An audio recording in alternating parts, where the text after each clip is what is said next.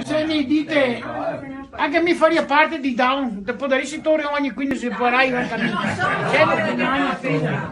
Nicola assume ora. Mi manca 10 anni da in pensione, dopo ti metti pure. Dai Nicola. Nicola, vedi, adesso contare per lei. E ora che si sta all'emisferica e doveva assumere ogni 15 per abbiamo detto su un Down. Io ho assunto un bike poveretto, mando scusa. Sì.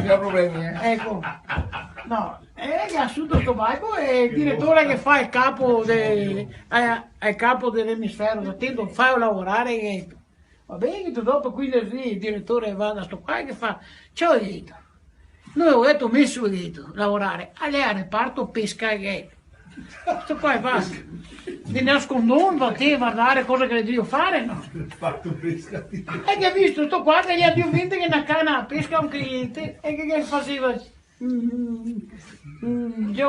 capo e guarda che solo con la canna non te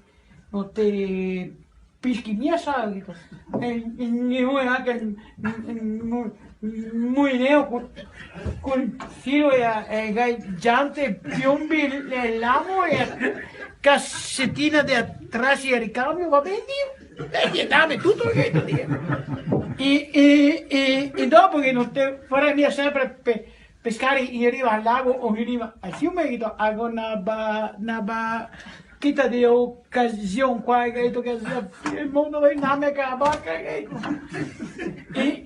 dopo te vorrei anche far fatica a remare con la barca che avevo un motorino giusto per barchetta che dove mi dava che il motore che Maria Vergine e che la porta a casa tutto, canna, mulineo, attrezzatura, barca, motore, il direttore che va vicino, bravo il ghetto, bravo. Io quando una canna a pesca la roba che la porta a casa, bravo. E guarda il direttore che non gli era mia venuto per comprare la canna, questo sta bene. E già era venuto per comprare gli sorbetti per sommeliere e ora mi ho detto capo visto che non te vai figa perché non te vai pescare